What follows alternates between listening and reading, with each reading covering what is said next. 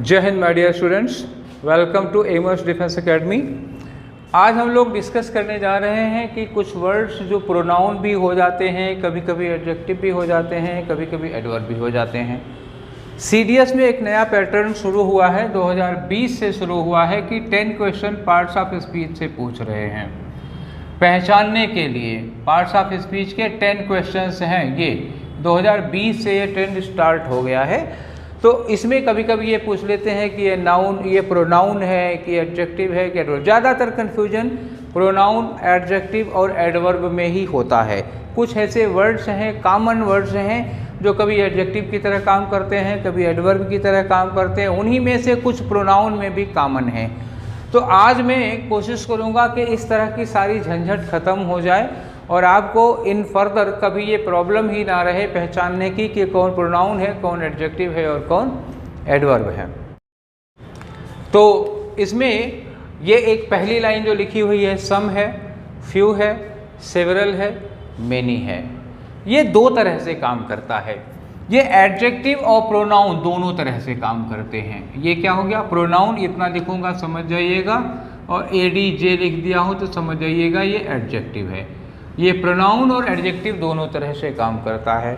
अब रहा ये मच और एनफ। मच और एनफ जो है ये एडजेक्टिव और एडवर्ब दोनों तरह से काम करता है। ये क्या है, एडजेक्टिव है और एडवर्ब है।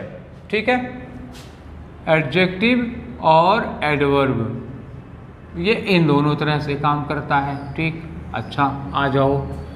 अब ये जो है very, much, hard, fast, pretty, ये भी एडजेक्टिव और एडवर्ब दोनों तरह से काम करता है। एडजेक्टिव और एडवर्ब दोनों तरह से काम करता है। अब ये जो मच और एनफ है ये कभी कभी प्रोनाउन की तरह भी यूज करते हैं, तो इसमें 3 ले लेते हैं हम लोग, तब ज़्यादा ठीक रहेगा। ठीक, जो पहली लिस्ट है केवल प्रोनाउन और एडजेक्टिव। अब इसमें एक एक करके मैं आपको समझाऊंगा। अब एक बात ध्यान रखनी होगी आपको कि किस कंडीशन में वो प्रोनाउन होगा और किस कंडीशन में वो एडजेक्टिव होगा।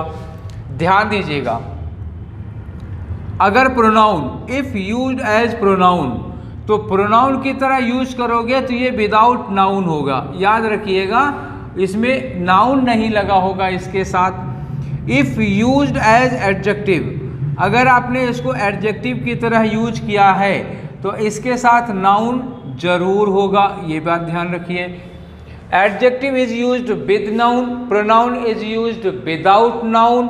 और एडवर्ब अगर है, in case of adverb, adverb है तो ये क्या होगा, फॉर एडजेक्टिव।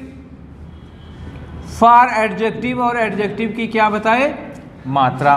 या फिर क्या यूज होगा, फॉर वर्ब, किसी वर्ब के लिए लगा हो। वर्ब के लिए लगा होगा तो क्या बता रहा होगा, वर्ब की मैनर बता रहा होगा। इतनी बात ध्यान रखिएगा। क्लियर हो गई। जो भी वर्ड हम प्रोनाउन या एडजेक्टिव या एडवर्ब की तरह यूज कर रहे हैं, whatever word we are using as pronoun, adjective और एडवर्ब, क्लियर। तो प्रोनाउन वो होगा जो किसी नाउन के बिना होगा, विदाउट नाउन यूज होना चाहिए। और वही वर्ड अगर किसी नाउन के साथ यूज किया गया है तो वो एडजेक्टिव होगा। क्लियर। और अगर वो एडवर्ब है तो that should be about some adjective and telling about the quantity of adjective. And if the particular word is used for a verb telling about the manner of action, then it will be categorized in adverb। Clear हो गई बात, इतनी बात समझ में आई। ठीक है, चलिए let's understand the thing with example. Example के साथ इस बात को समझते हैं।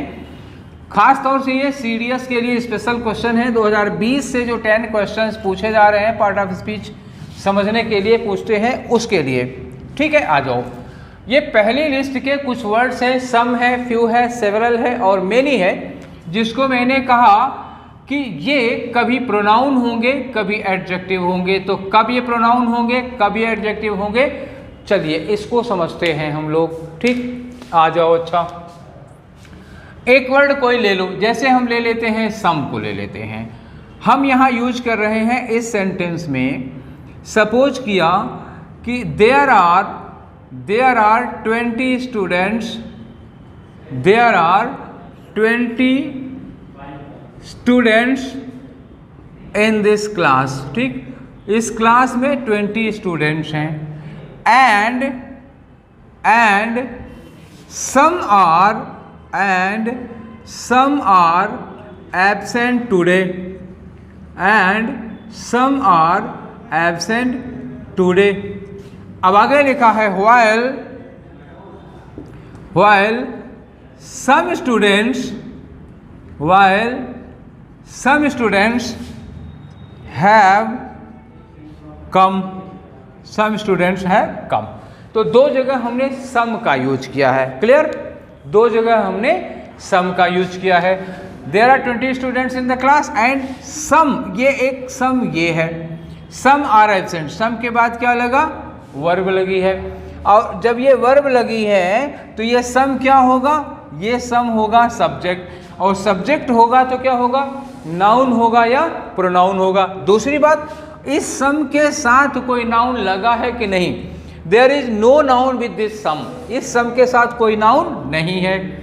दूसरा सम कहाँ लिखा है, यहाँ लिखा हुआ है दूसरा सम, और यहाँ लिखा है सम स्टूडेंट्स, इस सम के साथ क्या यूज किया गया है, नाउन यूज किया गया है, ठीक है।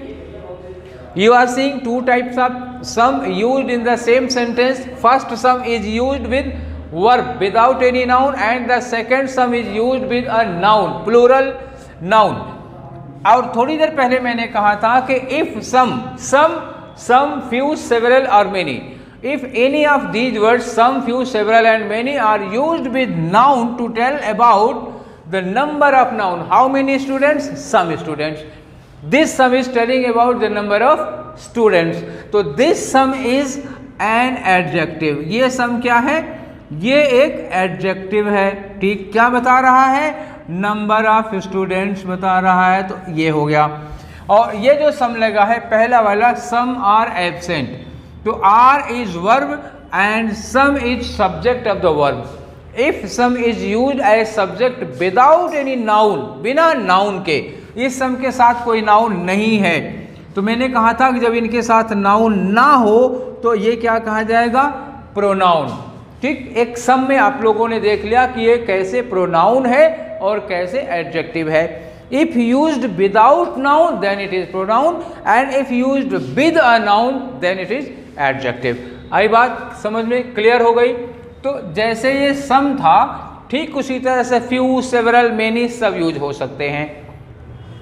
एक के आधार पर बाकी समझिए, ये आप अपनी अंडरस्टैंडिंग डेवलप करिए, सारे के सारे एग्जाम्पल देना पॉसिबल नहीं होता, एक दिया गया बाकी पर आप प्रैक्टिस करिए। क्लियर हो गया, या अभी इस लेक्चर के बाद में जब हम प्रैक्टिस करवाएंगे तब बताएंगे।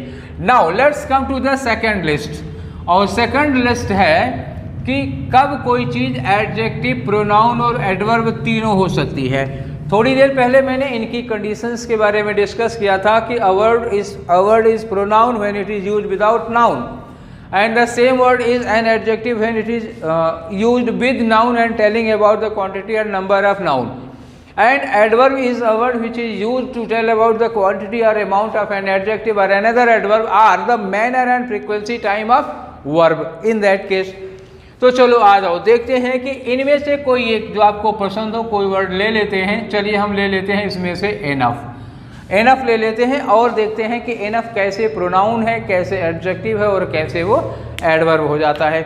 याद रखिएगा, फिर प्रोनाउन होगा तो विदाउट नाउन होगा, नाउन को इनबिल्ट किए हुए, नाउन को अपने अंदर इंक्लूड किए हुए। एडजेक्टिव होगा तो विद नाउन होगा और नाउन की क्वांटिटी को बता रहा होगा, और एडवर्ब होगा तो ये किसी एडजेक्टिव की क्वांटिटी को बता रहा होगा। ठीक है, अब आते हैं एक सेंटेंस लेते हैं।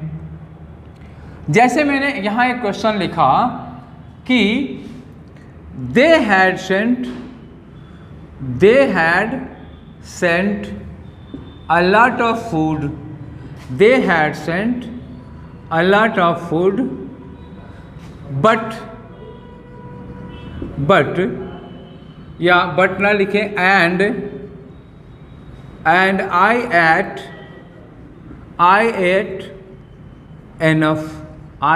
enough। ठीक, दूसरा सेंटेंस में ले रहा हूं, जैसे I have enough knowledge, I have enough knowledge in physics, I have enough knowledge in physics। तीसरा सेंटेंस है, तीसरा है she is rich enough। क्या है? she is rich enough to buy a new car। she is rich enough to buy a new car। ये तीन sentence हैं और तीनों में enough का यूज किया गया है। कहाँ यूज किया गया है? फर्स्ट में ये लगा enough का यूज, दूसरे में ये लगा enough का यूज और तीसरे में ये लगा enough का यूज। इसमें किस सेंटेंस में enough क्या काम सर्व कर रहा है? What function is being done by enough in each of the sentence? क्या कर रहा है? In the first sentence, let's talk about the first sentence. They had sent a lot of food. Food क्या है यहाँ पर? Noun. A lot of क्या है? A lot of is telling about the quantity of food. How much food is answered by a lot of। तो ये a lot of क्या हो गया? Adjective हो गया, ठीक है। And I ate enough, और मैंने enough खा लिया। enough के साथ understood क्या है? I ate enough food। अगर इसको complete करें, if I complete the sentence, it would be enough food। I ate enough food, मैंने enough food खा लिया। तो enough के साथ food, अगर इस food को हम हटा दें तो ये enough किसके लिए काम कर रहा है? Enough is working for two। Enough is working, enough is telling about the amount of food as well as food itself। तो food को replace कर दिया। जो noun को replace कर देता है वो क्या होता है? pronoun। pronoun की definition में पढ़ा होगा, pronoun is a word which is used at the place of noun and it replaces a noun। enough के बाद अगर food लगाने की ज़रूरत नहीं महसूस हो रही है तो in that case enough is a pronoun। ठीक, ये बात हो गई। अब ये हो गया विदाउट नाउन यूज हुआ है, ये प्रोनाउन है। अब नीचे आ जाओ, एनफ नॉलेज। नॉलेज क्या है? नाउन। और थोड़ी देर पहले बता रहा था कि अगर नाउन के साथ लगा है, नाउन के साथ लगा है तो एनफ क्या होगा? एडजेक्टिव हो गया। In the second sentence enough is telling about the amount of knowledge and it is used with knowledge. ठीक, विद नॉलेज, तो नाउन के साथ यूज किया गया है, इसलिए ये क्या हो गया? Adjective of quantity. नेक्स्ट में आ जाओ, शी इज रिच एनफ। तो ये एनफ क्या बता रहा है? Amount of rich. वो इतना रिच है, कितना रिच है? एनफ रिच है, रिच एनफ कि वो नई कार खरीद सकती है। तो this enough is telling about the amount of rich, adjective. ये वाला एनफ क्या था? This enough was telling about the quantity of noun and this enough is telling about the quantity of adjective। If your enough is telling about the quantity of adjective, in that case it is an adverb। तब ये क्या होगा? Adverb होगा। I think you have got the point what I wanted to say you। In what cases, in what conditions, in what, how many types we can use enough। तो we have seen that enough can be used as a pronoun, as an adjective and as an adverb also। ठीक है, तो ऐसे जैसे enough use किया गया है, in that way आप much का भी यूज कर सकते हैं। ठीक है, much अकेले भी यूज कर सकते हो विदाउट नाउन, उस नाउन को रिप्लेस कर देगा, अमाउंट और नाउन दोनों को वो कवर कर लेगा। और दूसरा, किसी नाउन के पहले यूज करोगे मच को तो वो मच की उस नाउन की क्वांटिटी बताएगा, और किसी वर्ब के लिए मच यूज कर दोगे, एडजेक्टिव के लिए मच यूज कर दोगे तो एडजेक्टिव की क्वांटिटी बताएगा या फिर एक्शन की क्वांटिटी बताएगा। एक्शन की क्वांटिटी कैसे बता सकता है? चलो एक वर्ड और देखते हैं, एक सेंटेंस, वहाँ हम इसको और कंफर्म करने की कोशिश करते हैं। कैसे होगा? जैसे कहीं लिखा हो कि यू डू लिटिल, क्या लिखा हो? यू टॉक मच, लिखा हमने you talk much but do little. ठीक, you talk much but do little, मतलब तुम बातें बहुत करते हो, काम बहुत कम करते हो। तो ये जो मच लिखा है किसके लिए? बातें बहुत करते हो, टॉक के लिए लगा। तो amount of action, amount of action क्या होगा? एडवर्ब। डू लिटिल, डू क्या है? काम करना, लिटिल क्या है? बहुत कम, ये क्या है? Amount of action. This little is also an adverb. ठीक, समझ में आ गया? यहाँ पर मच और लिटिल दोनों के दोनों क्या हो गए? एडवर्ब हो गए। बात समझ में आ गई होगी आई थिंक। अब आते हैं तीसरे वाले लाइन पर। तीसरी लाइन क्या कह रही है? वेरी है, मच है, हार्ड है, फास्ट है, प्रिटी है। ठीक है, तो इसको देख लेते हैं। कोई एक वर्ड ले लो, वेरी और वेरी को ले लेते हैं। तो वेरी का दो मतलब होता है, एक वेरी का मतलब होता है वही, और एक वेरी का मतलब होता है बहुत। ठीक है, चलो देखते हैं, यूज करते हैं। जैसे हम कहें कि यू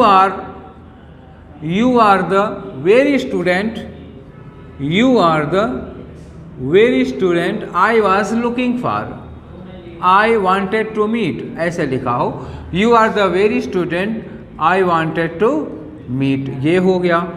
दूसरा लिखा है कि यू आर